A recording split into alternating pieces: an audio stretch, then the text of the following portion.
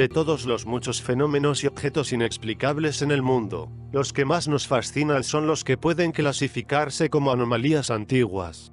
Según las medidas científicas, son objetos muy antiguos, pero por su forma o construcción parecen ser muy modernos. Estos extraños descubrimientos fuera de tiempo son artefactos tecnológicos anacrónicos. En otras palabras, si nuestra historia del mundo es correcta, simplemente no deberían existir, y hay muchos ejemplos, muchos más, que arqueólogos, geólogos y otros científicos quieren admitir. ¿Y por qué son tan fascinantes? Porque existen y su existencia no se ajusta a la línea de tiempo científica estándar, o a la cronología geológica y antropológica. Ellos sugieren en su propia manera desconcertante, que nuestras técnicas de citarlos están mal, o existe mucho más en la historia de la vida de este planeta de lo que nosotros conocemos. Veremos una variedad de tecnología de artefactos desconcertantes fuera de tiempo, variando su supuesto origen, pero todos nos muestran el avance muy por delante de su época. Los megalitos de Sacsayhuamán han dejado a los arqueólogos, a los historiadores, a los científicos y estudiosos, desconcertados sobre cómo estas gigantescas estructuras de piedra fueron construidas.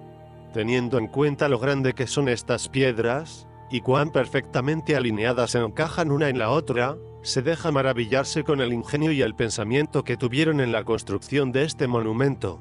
Sin embargo, la confusión radica en responder a la pregunta: ¿cómo pudieron los antiguos peruanos mover estas piedras? ¿Cómo fueron capaces de cortar, darles forma y tallar cada piedra, para que encaje perfectamente con cada piedra circundante en la parte superior y junto a ella? Varias postulaciones han sido expuestas para explicar cómo esta ciudadela de piedra fue construida, incluyendo el uso de un jugo de una planta misteriosa, que tenía la propiedad para ablandar las piedras. Hay otros que creen que los antiguos peruanos tuvieron acceso a una tecnología antigua, ahora perdida, que podría derretir piedras. Echemos un vistazo a lo que los investigadores han dicho sobre esta magnífica estructura. Según los investigadores Christopher Jordan, Jan-Peter de Haan y Jesús Gamarra, después de un cuidadoso estudio al servicio del muro de granito, concluyeron que las piedras fueron vidriadas. Esto implicaría que las piedras fueron sometidas a un intenso calor de varios miles de grados para permitir vitrificarlas, haciéndolas vidriosas y muy blandas. Para aplicar calor a gran escala, con la evidencia de las paredes vitrificadas, esto significa la existencia de algún tipo de dispositivo de alta tecnología que fue utilizado. Christopher Jordan, Jan-Peter de Haan y Jesús Gamarra argumentaron que basándose en sus observaciones, los antiguos peruanos calentaron las piedras a altas temperaturas para ablandarlas, y luego darles forma y las movieron de su lugar hacia las otras piedras que ya se encontraban en su lugar. Los investigadores fueron más allá para proponer que la tecnología de fusión de las piedras fue ampliamente conocida y disponible para las antiguas civilizaciones de todo el mundo. Creen que hay evidencias de una tecnología similar dispersa en todo el planeta. Si los antiguos poseían una tecnología que les permitía a ellos fundir las piedras, nos aclararía de gran manera la explicación de las muchas piedras y estructuras esparcidas por todo el mundo, incluidas las que se encuentran en los mayas, las culturas olmecas y aztecas respectivamente. Esto puede ser una especulación exagerada, pero considere primero el hecho de que la mayoría de las complejas y extrañas marcas antiguas, que indican que existió una forma de enfriamiento mientras que la piedra estaba todavía fundida, y teniendo en cuenta también que estamos hablando de piedras tan enormes y pesadas, lo que sería prácticamente imposible para maniobrar en esa posición con nuestra maquinaria moderna. Y si aún no estás convencido de que los antiguos podrían haber tenido en posesión de algún dispositivo de alta tecnología, y considerando también que algunas piedras en las antiguas construcciones incas tienen muchos ángulos perfectos como 12 o 13 en la parte visible de la piedra, esto también sugiere que las piedras deben haber sido talladas mientras todavía estaban blandas. Sin embargo, a pesar de las investigaciones y los estudios, aún no estaban cerca de entender cómo este antiguo monumento de piedra fue construido. La nanotecnología es simplemente la manipulación de la materia atómica en un nivel molecular y supermolecular. Es un patrón de diseño tecnológico que es capaz de manipular moléculas y átomos para fabricar productos a macroescala.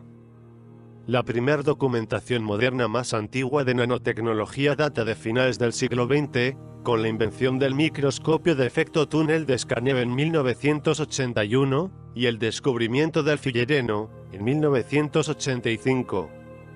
Una pregunta muy importante es: ¿cuánto tiempo tiene la nanotecnología practicado en la Tierra?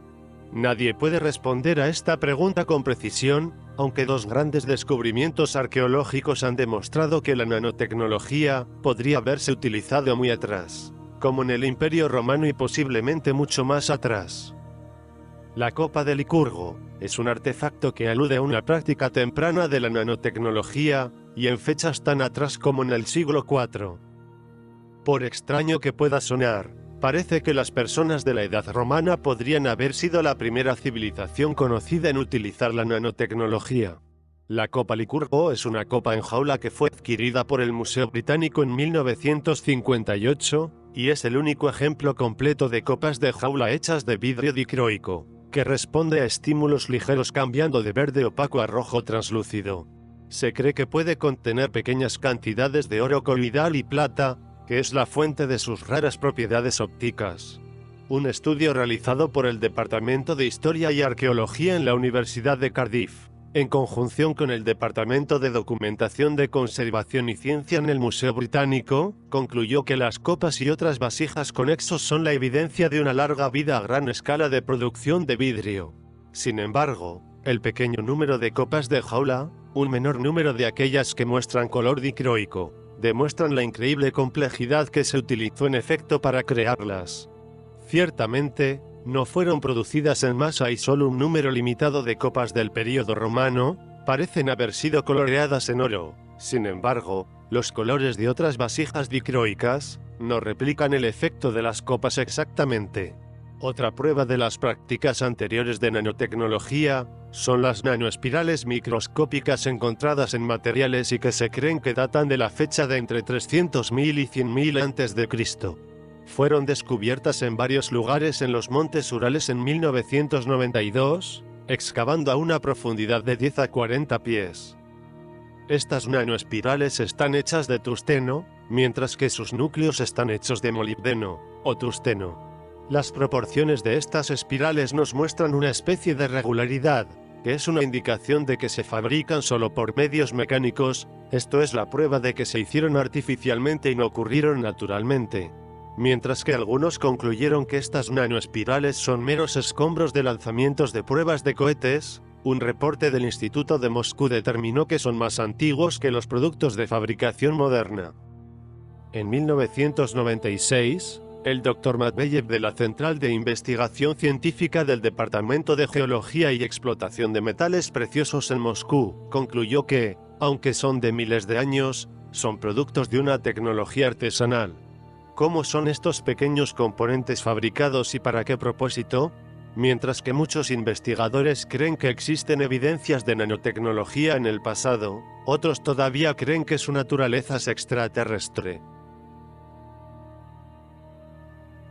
Un texto antiguo filosófico de historias, creado por los eruditos chinos y occidentales, pueden haber sido compuestas en algún momento en el IV siglo a.C.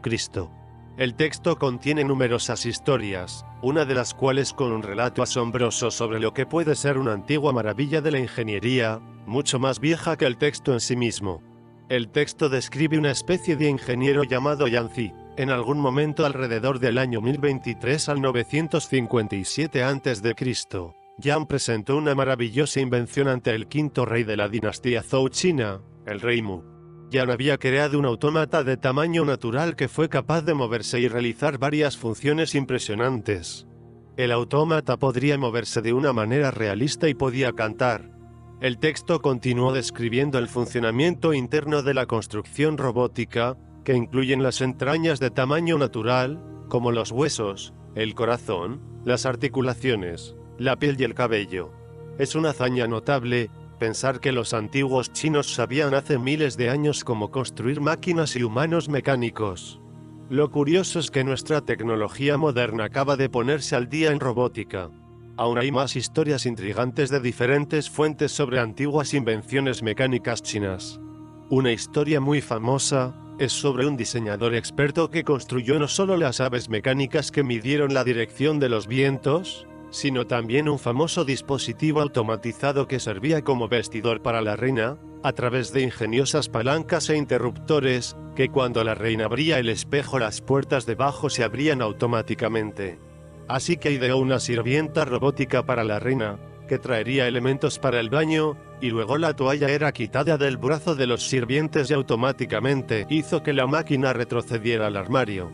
En el transcurso de su vida inventó varias cosas, variedades de instrumentos, incluyendo utensilios operados mecánicamente.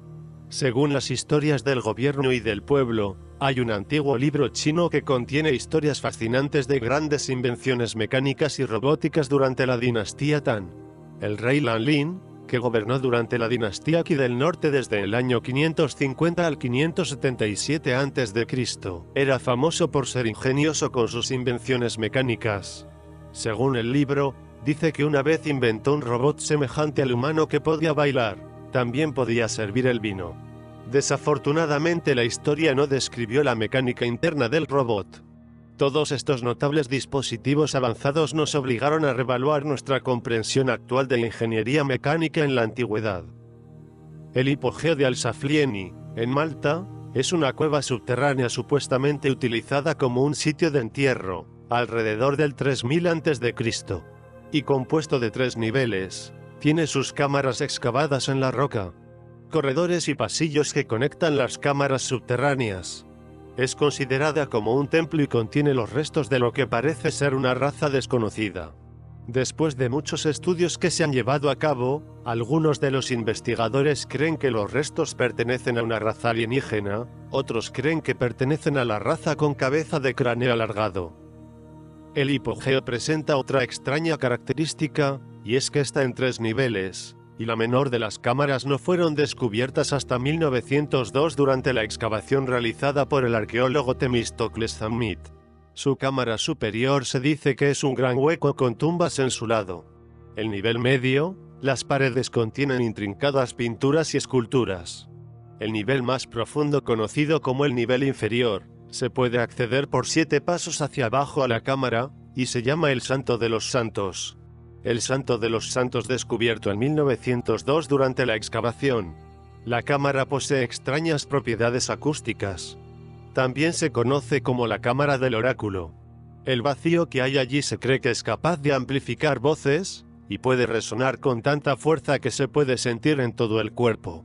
Esta propiedad acústica del hipogeo Al-Saflieni ha sido el tema de varias de las investigaciones de la revista de Antropología y Arqueología en el 2015, reclama que la habitación del hipogeo Al-Saflieni es un centro para la generación de ecos resonantes, y que continúan en otras partes del hipogeo con un efecto rebote en la frecuencia no solo por el sonido, sino también la duración que es amplificada. Incluso se informó que algunos sonidos hicieron eco, luego de 8 segundos después de que el sonido original se detenga.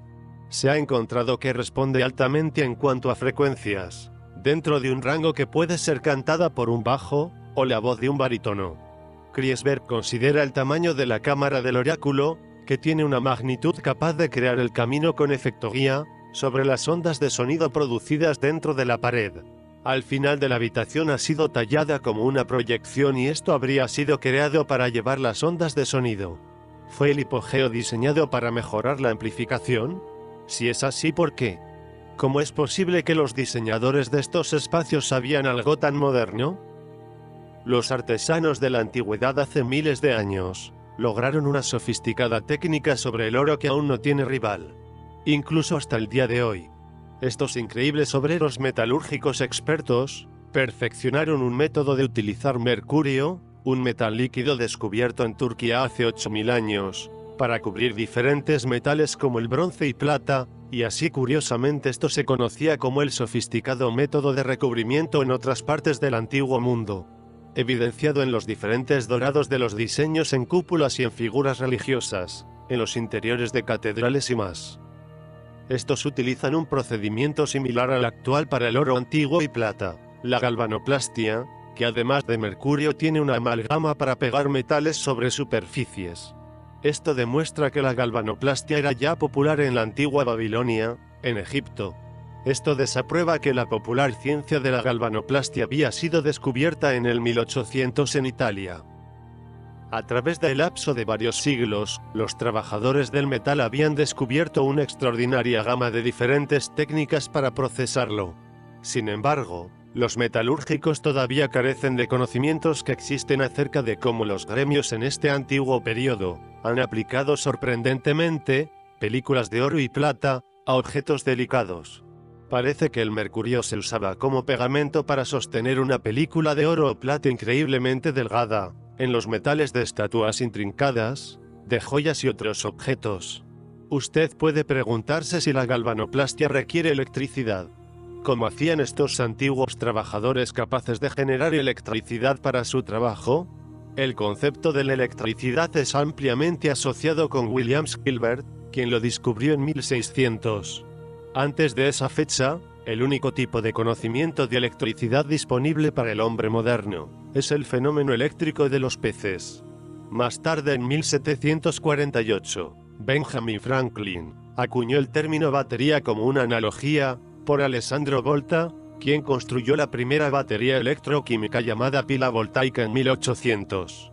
Sin embargo, el descubrimiento de un artefacto denominado la batería de Bagdad, que se remonta hasta el año 150 a.C., desafió el concepto de que Volta fue el primer inventor de una batería. La batería de Bagdad es el primer ejemplo prehistórico de una fuente de energía eléctrica encontrada en 1936 por los trabajadores del ferrocarril en el área de Kujut Rabwa, al sur de Bagdad. Es de forma cilíndrica con el fondo tapado con discos de cobre y sellado con betún o asfalto. Un aislante de betún se utilizó para sellar las tapas de las ollas, y varillas de hierro eran suspendidas en el centro de los cilindros. Estas varillas mostraron fuertes evidencias de corrosión por un ácido ya evaporado. Después de este descubrimiento inicial, varios dispositivos similares fueron descubiertos en el sótano del Museo de Bagdad, incluyendo la batería de Bagdad. Se concluyó que la batería de Bagdad se asemeja a las pilas convencionales de hoy en día. Todas ellas parten de esa naturaleza, lo que trae una gran confusión acerca de cómo el zar de Partian, ampliamente conocido por sus habilidades como un guerrero, no como un científico. Y la gran pregunta aquí es: ¿por qué fueron fabricados y cómo funcionaron? William Gray, un ingeniero en el Laboratorio General Electric, de alta tensión, quien experimentó con las réplicas de las baterías de Bagdad, hechas en recipientes de cobre, llenos de jugo de uva o vinagre, y concluyó que existen puras evidencias de baterías eléctricas en la edad prehistórica. Estas baterías son muy simples. En esta hoja el cobre fue soldado sobre el cilindro de menos de 4 de pulgada de largo, y en 1 pulgada de diámetro, aproximadamente del tamaño de 2 linternas de pilas. Estas soldaduras eran de una aleación de estaño plomo 60-40, uno de los mejores en uso de hoy en día. William dijo: su experimentación mostró que la batería de Bagdad fue capaz de producir pequeños golpes de corriente, y actualmente demuestra que la práctica del uso de la corriente eléctrica ha tenido una larga existencia, antes de ser oficialmente inventada. La teoría popularmente aceptada es que la corriente producida por estas mini baterías fue utilizada para electrochapar metales. Esta es altamente apoyada por Harris Waugh, en su artículo publicado en 1957, donde decía que las baterías de Bagdad eran utilizadas por los joyeros para enchapar joyas en oro. Tal vez fueron inventados para servir como fuente de electricidad, como las encontradas en peces eléctricos que fueron utilizados por antiguas culturas, como los griegos y romanos, con fines medicinales. Independientemente de lo que significa el real propósito de la batería de Bagdad y otros dispositivos similares, se ha demostrado que las baterías eléctricas han estado en uso práctico durante miles de años. Así que nuestros antepasados fueron mucho más avanzados de lo que pensamos. Constructores prehistóricos de la antigüedad, imperios egipcios, mayas, griegos, indios y los chinos, utilizaron como material las piedras más robustas de la superficie del planeta para taladrar agujeros perfectamente redondos. Ahora, en nuestro mundo actual, con toda la maquinaria y tecnología, apenas hemos podido realizar esa hazaña. Sin embargo, esto es un sorprendente logro para nuestros antepasados. Estos agujeros perforados perfectamente redondos indican que los antiguos estaban familiarizados con tecnologías altamente avanzadas. Es evidente que estos agujeros de gran tamaño que se encuentran en las antiguas piedras requirieron algún nivel de habilidad de ingeniería de sofisticación y equipo de corte adecuado para arrancar. No pensamos que la gente de la época poseía esta tecnología, pero ahora hay varias piezas de evidencia apuntando a lo contrario, y lo que es aún más profundo es que se utilizaron piedras duras, incluyendo granito, basalto y diorita. Si los antiguos constructores no estuvieran limitados por las piedras duras, es justo especular que habían avanzado en tecnología. Por ejemplo, en el antiguo Egipto los constructores de la Gran Pirámide ahuecaron el sarcófago en la cámara del rey usando un taladro de tubo, que podemos ver todavía las marcas de tubo en los lugares donde perforaron, aunque obviamente los constructores trataron de cubrir las marcas con un pulido extra.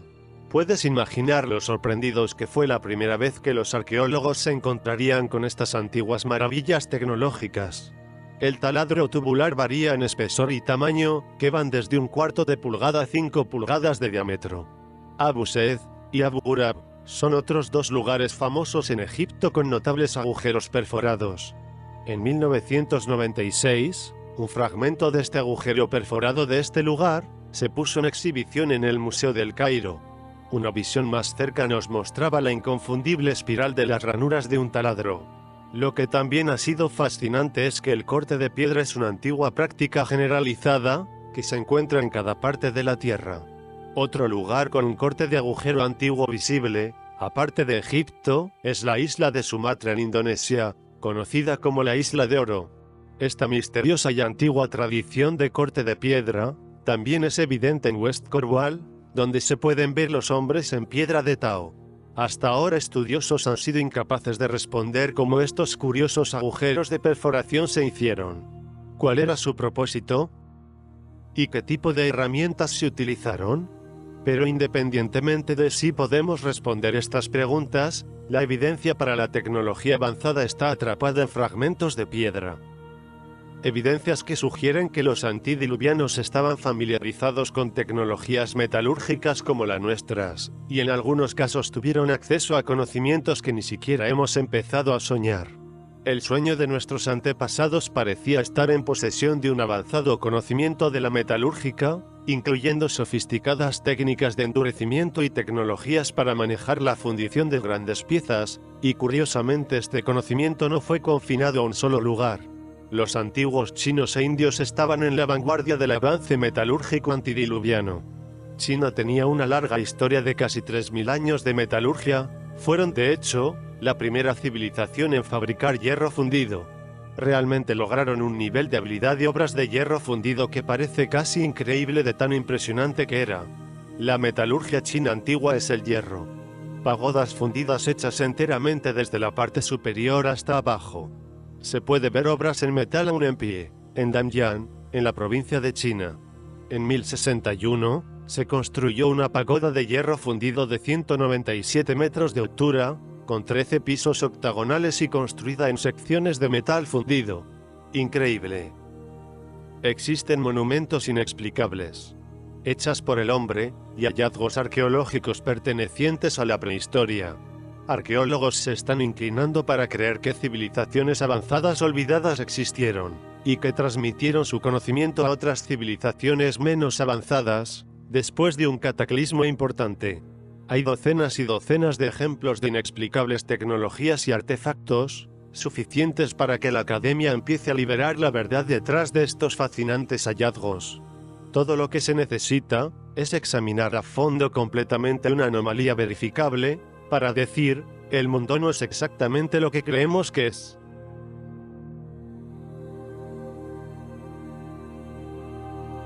Suscríbete para más vídeos, hasta la próxima.